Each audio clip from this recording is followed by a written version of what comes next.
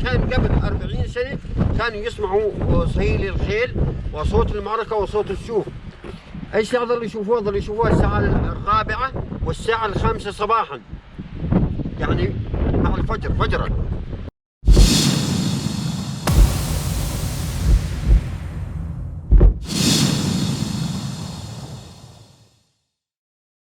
8ویں صدی ہجری میں مسلمانوں نے پہلی دفعہ رومی بازنطینی سلطنت کا سامنا کیا موتا میں، جو کہ اسلامی تاریخ کے اہم ترین معرکوں میں سے ہے، جس میں حیران کن جنگی حکمت عملی اور ناقابل یقین بہادری کی لازوال داستانیں مسلمانوں نے رقم کی۔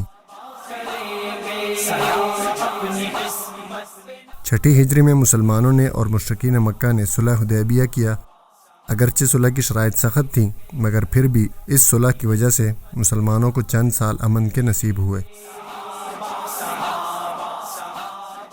ان سالوں میں رسول اللہ صلی اللہ علیہ وسلم نے عرب کے مختلف قبائل اور آس پاس کی ریاستوں کو اپنے سفیروں کے ذریعے اسلام کی دعوت دی۔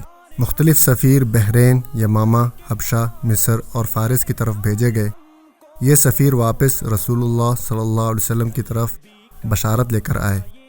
یا تو ان لوگوں نے اسلام قبول کر لیا یا پھر ان سفیروں کو ہدایہ اور تحفے دے کر باعزت طور پر رخصت کیا۔ ان دعوتی خطوط کی وجہ سے مسلمانوں کا مدینہ کے اندر اثر و رسوخ اور قوت آہستہ آہستہ مستحکم ہونے لگی۔ لیکن وہ سفیر جن کو رومی سلطنت کی طرف بھیجا گیا تھا، ان کو ان رومی غساسنہ کی طرف سے تکبر اور ہٹ دھرمی کا سامنا کرنا پڑا۔ غساسنہ ان شامی عربوں کو کہا جاتا ہے جن کو رومی بازنطینیوں نے عرب ممالک کے اوپر مقرر کیا ہوا تھا اور جن کا بڑا اس زمانے میں ہرقل تھا۔ شام کی طرف حارث بن عمیر الازدی رضی اللہ عنہ کو رسول اللہ صلی اللہ علیہ وسلم نے مصر کی طرف بھیجا تھا، جو کہ اس زمانے میں شام کی ہی ایک ولایت تھی۔ ان کو راستے میں شرحبیل بن عمر الغسانی نے پایا اور ان کو شہید کر دیا۔ شام کے سفیروں میں سے ایک وفد جس کی قیادت عمر بن کعب الغفاری رضی اللہ عنہ کر رہے تھے، انہوں نے جب رسول اللہ صلی اللہ علیہ وسلم کا خط پہنچایا تو سارے کے سارے وفد کو شہید کر دیا گیا، اور اس وفد میں سے صرف عمر بن کعب الغفاری رضی اللہ عنہ زخمی حالت میں مدینہ واپس لوٹے، اور انہوں نے وفد کے شہید ہونے کی اطلاع دی۔ اسی دوران یہ خبریں بھی پہنچ رہی تھیں کہ رومیوں نے ان میں سے مسلمان ہونے والوں کو تنگ کرنا شروع کر دیا ہے، یہاں تک کہ ان میں سے کئیوں کو قتل بھی کر چکے ہیں۔ ان واقعات کی روشنی میں رومیوں کو سبق سکھانے کے لیے رسول اللہ صلی اللہ علیہ وسلم نے 8 ہجری میں زید بن حارثہ رضی اللہ عنہ کی قیادت میں 3000 کا لشکر روم کی طرف روانہ فرمایا۔ اگرچہ لشکر کی تعداد بہت ہی تھوڑی تھی، مگر یہ اس وقت تک کا مسلمانوں کا سب سے بڑا لشکر تھا۔ اس لشکر کے 3 امیر تھے، زید بن حارثہ، پھر جعفر بن ابی طالب، پھر عبداللہ بن رواحہ رضوان اللہ علیہ۔ رسول اللہ صلی اللہ علیہ وسلم نے فرمایا کہ اگر زید شہید ہو جائیں تو جعفر امیر ہوں گے، اور اگر جعفر شہید ہو جائیں تو عبداللہ بن رواحہ امیر ہوں گے۔ رسول اللہ صلی اللہ علیہ وسلم نے حکم دیا کہ لشکر اسی جگہ پر جائے جہاں پر حارث بن عمیر الازدی رضی اللہ عنہ کو شہید کیا گیا تھا۔ وہاں کے لوگوں پر اسلام پیش کیا جائے، اگر وہ قبول کر لیں تو ٹھیک، ورنہ پھر ان سے قتال کیا جائے۔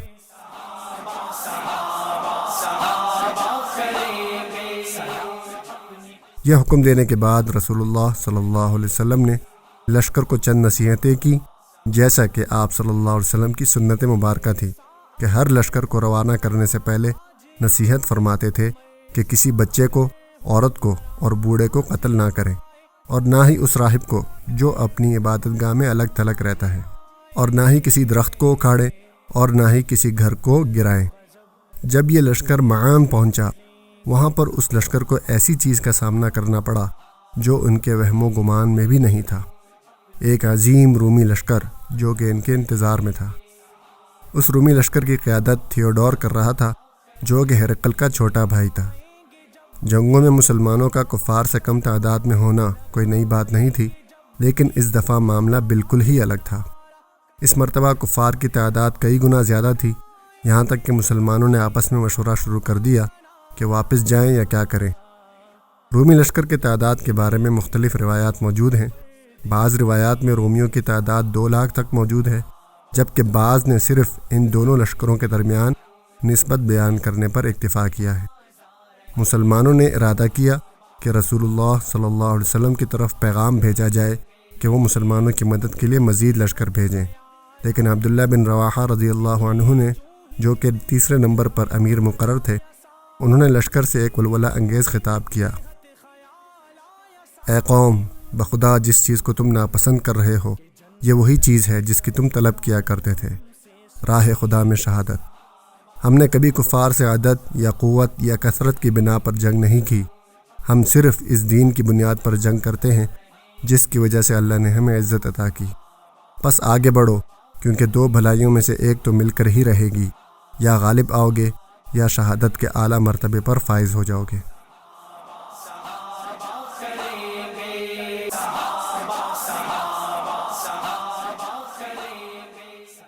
موتا کے مقام پر رومیوں نے مسلمانوں پر حملے میں پہل کی۔ جنگ انتہائی شدید تھی اور مسلمان بھی کئی دنوں تک بہادری کی داستانیں رقم کرتے رہے۔ اسی دوران زید بن حارثہ رضی اللہ عنہ رومی لشکر کے درمیان اسلام کا جھنڈا لے کر گھسے اور لڑتے لڑتے شہید ہو گئے۔ ان کی شہادت کے بعد جعفر بن ابی طالب رضی اللہ عنہ لشکر کے امیر مقرر ہوئے۔ انہوں نے بھی بڑھ چڑھ کر رومیوں کے خلاف حملے کیے، یہاں تک کہ ان کا دایاں ہاتھ کٹ گیا۔ انہوں نے جھنڈا بائیں ہاتھ میں تھاما اور پھر ان کا بایاں ہاتھ بھی کٹ گیا، جس پر انہوں نے اپنے دونوں بازوؤں سے جھنڈے کو سینے سے لگایا اور پھر لڑتے ہوئے شہید ہو گئے۔ پھر جھنڈا تیسرے امیر عبداللہ بن رواحہ رضی اللہ عنہ نے تھاما۔ وہ اپنے گھوڑے پر سوار ہوئے اور پھر انہوں نے مشہور اشعار کہے: میں نے قسم اٹھائی ہے اے نفس، تجھے میدان میں اترنا ہی پڑے گا، اگر بخوشی اتر گیا تو ٹھیک، ورنہ تجھے زبردستی اتارا جائے گا۔ تجھے کیا ہوا کہ تو جنت سے منہ موڑ رہا ہے؟ پھر انہوں نے لڑائی شروع کی، یہاں تک کہ وہ بھی شہید ہو گئے۔ وفاؤں کے گلشن مہکتے رہیں گے۔ عبداللہ بن رواحہ رضی اللہ عنہ کی شہادت کے ساتھ مسلمانوں کی صفوں میں دراڑیں پڑنا شروع ہو گئیں، کیونکہ ان میں کوئی امیر باقی نہیں بچا تھا۔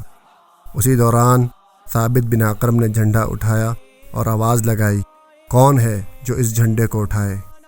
لشکر نے کہا کہ آپ ہی اسے اٹھا لیں۔ انہوں نے کہا کہ میں ایسا نہیں کر سکتا، تو لشکر میں خالد بن ولید کا نام گونجنے لگا۔ خالد بن ولید رضی اللہ عنہ نے جھنڈا تھاما اور مسلمانوں کی صفوں میں اتحاد پیدا کرنا شروع کر دیا۔ اس مشکل دن میں لڑائی ہوتی رہی اور خالد بن ولید رضی اللہ عنہ نے اپنے لشکر کو شام تک متحد کیا رکھا۔ اس رات کو اگلے دن کی حکمت عملی کے بارے میں خالد بن ولید رضی اللہ عنہ نے غور و فکر شروع کیا۔ ایک طرف اسلامی لشکر ہے جس کے 3 امیر شہید ہو چکے ہیں، اور دوسری طرف لاکھوں کا رومی لشکر ہے۔ رومی لشکر کو اپنی مدد اور کمک کا بھی فائدہ حاصل ہے، کیونکہ وہ اپنے وطن کے قریب ہیں، جبکہ مسلمان اپنے مرکز سے دور ہیں اور ان تک مدد اور کمک پہنچنے میں بھی بہت وقت لگ جاتا ہے۔ مسلمانوں اور بیرونی قوتوں کی یہ پہلی جنگ ہے، اور رسول اللہ صلی اللہ علیہ وسلم کی ان کو اسلام کی طرف دعوت کو یوں بے قدر ہونے بھی نہیں دیا جا سکتا۔ اب صرف پسپائی کا ہی راستہ بچا ہے، مگر عزت کے ساتھ واپسی کیسے ممکن ہوگی؟ جنگوں کی تاریخ پڑھنے والے یہ جانتے ہوں گے کہ غیر منظم پسپائی ہمیشہ بہت بھیانک نتائج لے کر آتی ہے۔ ایک بڑا لشکر جو کہ جیت کے قریب ہو، پسپا ہوتے لشکر پر ہمیشہ موت اور ذلت کے دروازے کھول دیتا ہے۔ خالد بن ولید رضی اللہ عنہ اس تمام صورتحال سے اچھی طرح واقف ہے، اور اس کے پیش نظر انہوں نے ایک ایسی جنگی حکمت عملی اپنائی جس کی مثال تاریخ میں شاید ہی کہیں ملے۔ وہ حکمت عملی یہ تھی کہ مسلمان رومیوں پر یہ باور کرائیں کہ ان کو رومیوں پر غلبہ حاصل ہو چکا ہے، اور پھر جب وہ پسپائی اختیار کریں تو رومی اس کو ایک جنگی چال سمجھتے ہوئے ان کا پیچھا کرنے میں تردد کریں۔ لیکن مسئلہ یہ تھا کہ مسلمانوں کی تعداد بہت ہی تھوڑی تھی، اور رومیوں پر یہ باور کرانا کہ مسلمان ان پر غالب آ چکے ہیں ایک بہت مشکل کام تھا۔ رات کی تاریکی میں خالد بن ولید رضی اللہ عنہ نے لشکر کی ترتیب بدل ڈالی، اور صبح ہوتے ہی لشکر کے ایک حصے کو پیچھے کی جانب بھیج دیا کہ وہ وہاں جا کر خوب گرد و غبار اڑائیں۔ رومی جب صبح اٹھے تو انہوں نے مسلمانوں کے لشکر میں نئے چہرے دیکھ کر حیرت کا اظہار کیا، اور ان کے پیچھے بہت سارا گرد و غبار بھی ان کو نظر آیا۔ خالد بن ولید رضی اللہ عنہ نے لشکر کی خود قیادت کرتے ہوئے رومیوں پر زبردست حملہ کر دیا۔ وہ فرماتے ہیں کہ موتا کے دن میرے ہاتھ 9 تلواریں ٹوٹیں اور آخر میں صرف ایک یمنی تلوار باقی بچی۔ اس دن صرف خالد بن ولید رضی اللہ عنہ ہی اکیلے جنگجو نہیں تھے، بلکہ قطبہ بن قتادہ رضی اللہ عنہ نے رومیوں کے لشکر کی صفیں چیرتے ہوئے ان کے سردار کو قتل کر دیا۔ ان کے سردار کے قتل ہونے سے رومیوں کے حوصلے پست ہونا شروع ہو گئے۔ انہوں نے یہ سوچنا شروع کر دیا کہ مسلمانوں کی مدد آ پہنچی ہے اور مسلمانوں نے ہمیں چاروں طرف سے گھیر لیا ہے۔ رومی لشکر میں طرح طرح کے خیالات جنم لینے لگے۔ مسلمانوں کی تعداد کتنی ہے؟ ان کی مدد کہاں سے آئی ہے؟ کیا جنگ کا پانسا پلٹ گیا ہے؟ وہ جو پیچھے غبار اڑ رہا ہے وہ لازماً ہزاروں کا لشکر ہوگا۔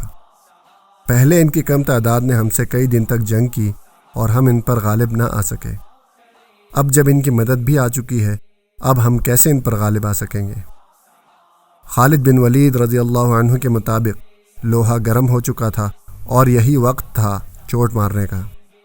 انہوں نے اپنے لشکر کو اشارہ کیا اور وہ سب اچانک سے پسپائی اختیار کرنے لگے اور لڑائی ایک دم رک گئی۔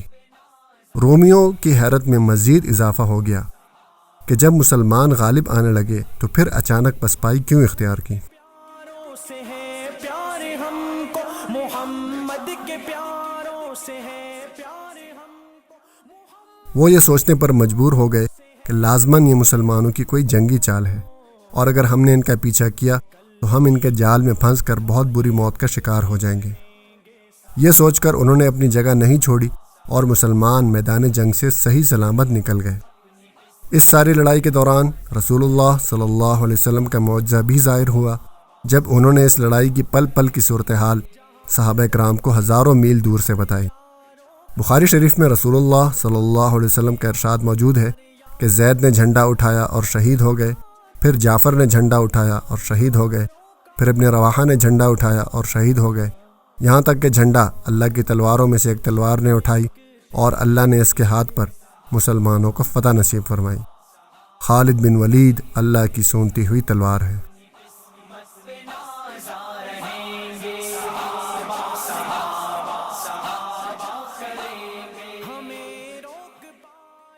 مسلمان میدان جنگ سے صحیح سلامت واپس مدینہ لوٹ آئے اور جزیرہ عرب میں ان کے لوٹنے کی خبر پھیل گئی۔ سارے عرب میں اس واقعے پر حیرت کا اظہار ہونے لگا۔ کس طرح ممکن ہے کہ چند ہزار کے لشکر کو لاکھوں کے لشکر نے شکست نہیں دی؟ کیسے ممکن ہے کہ صرف چند لوگوں کے سوا باقی سارا لشکر صحیح سلامت واپس لوٹ آیا؟ اس جنگ سے مسلمانوں کو اپنی قوت پر اعتماد میں اضافہ ہوا اور دشمنوں پر مسلمانوں کی دھاک بیٹھ گئی۔ لشکر والوں کو یہ ڈر تھا کہ کہیں ہمیں جنگ سے پیٹھ پھیرنے والوں میں شمار نہ کیا جانے لگے، تو رسول اللہ صلی اللہ علیہ وسلم نے ان کی دلجوئی فرمائی اور ارشاد فرمایا کہ یہ جنگ سے بھاگنے والے نہیں بلکہ پلٹ کر حملہ کرنے والے ہیں۔ اس جنگ سے مسلمانوں کو رومی لشکر کے لڑنے کے انداز، ان کے اسلحے اور ان کی حکمت عملیوں کے بارے میں بھی مفید معلومات حاصل ہوئیں، جس نے مستقبل میں رومی سلطنت کے خاتمے میں اہم کردار ادا کیا۔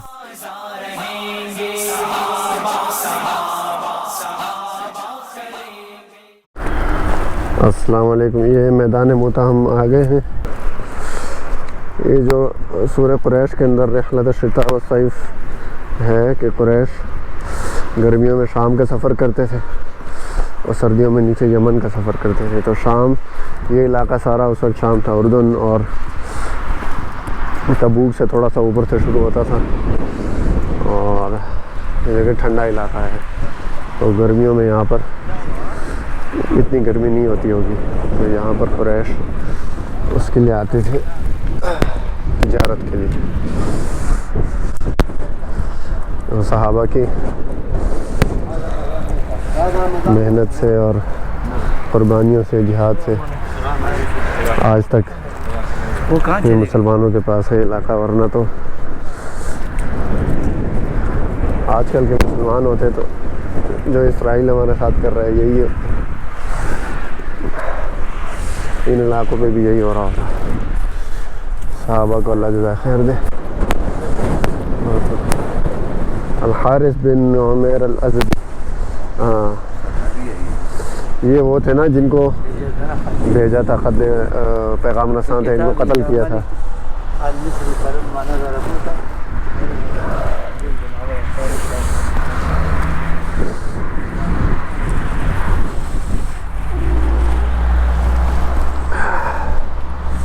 हमें रोक पाएगा कैसे ज़माना, हमें रोक पाएगा कैसे ज़माना, हमें रोक पाएगा कैसे ज़माना। गुलामी में उनकी जिए और मरेंगे, सहाबा सहाबा सहाबा करेंगे, सलाम अपनी किस्मत पे नाज़ा रहेंगे, सहाबा सहाबा सहाबा करेंगे, मिटेगा निशान। كان قبل 40 سنة كانوا يسمعوا صهيل الخيل وصوت المعركة وصوت السيوف. ايش يظل يشوفوها الساعة 4 والساعة 5 صباحا، يعني مع الفجر فجرا. هسه الأصوات اختفت. هذا الحكي هذا قبل 40 سنة، الآن ما في راح اختفت سبحان الله. فهاي كلها أرض معركة. ايش وقت الفجر ايش؟ مع صلاة الفجر قبل 40 سنة كانوا يسمعوا صهيل الخيل. هنا صهيل الخيل نعم، وصوت السيوف وشوف المعركة ظل يشوفوها كيف الظل زي الظل، ولكن الأصوات هذه ظلوا للبلد هون يسمعوها. الآن لا يسمع. الآن ما فيش، اختفت سبحان الله. وهذه مسجد هذا قدام لغاية القوسي هاي مسجد. مقبرة الحارث ما هنا. هي قبر، هذا قبر نعم. هاي عبارة عن مدرسة إسلامية كانت. هذا قبر الحارث ابن عمير الأسدي. سفير تنونجي قبر. نعم، وهي اسمه موجود هون. أيوه هنا موجود اسمه. نعم اسمه موجود هون. يسكي قبر هنا. يا سفير على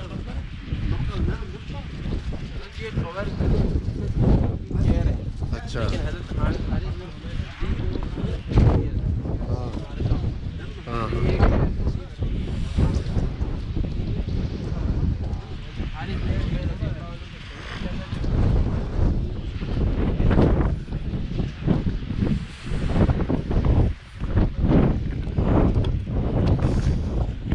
मोहम्मद के प्यारों से है प्यार हमको, मोहम्मद के प्यारों से है प्यार हमको, मोहम्मद के प्यारों से है प्यार हमको। ये कल भी कहा था ये अब भी कहेंगे, सहाबा सहाबा सहाबा करेंगे, सलाम अपनी किस्मत पे नाज़ा रहेंगे, सहाबा सहाबा सहाबा करेंगे। जहाँ तज़किरा चार यारों का होगा, जहाँ तज़किरा चार यारों का होगा, जहाँ तज़किरा चार यारों का होगा, वफ़ाओं के गुलशन महकते रहेंगे, सहाबा सहाबा सहाबा करेंगे, सलाम अपनी किस्मत पे नाज़ा रहेंगे, सहाबा सहाबा सहाबा करेंगे। हमें रोक पाएगा कैसे ज़माना, हमें रोक पाएगा कैसे ज़माना, हमें रोक पाएगा कैसे ज़माना। गुलामी में उनकी जिए और मरेंगे, सहाबा सहाबा सहाबा करेंगे, सलाम अपनी किस्मत पे ना